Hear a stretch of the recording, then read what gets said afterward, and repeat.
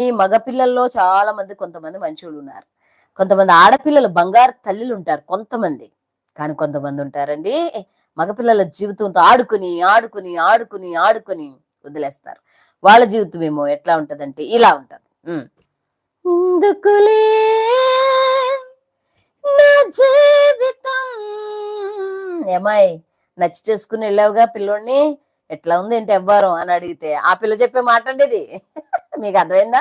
పిల్లోడిని అడుగుతారు, "అబ్బాయి, ఆ అమ్మాయిని ఇష్టపడి చేసుకున్నావుగా, తల్లిదండ్రులు కాదని చేసుకున్నావుగా నాన్న, ఎట్టుందిరా బాబు" అంటే అంటాడు కదా!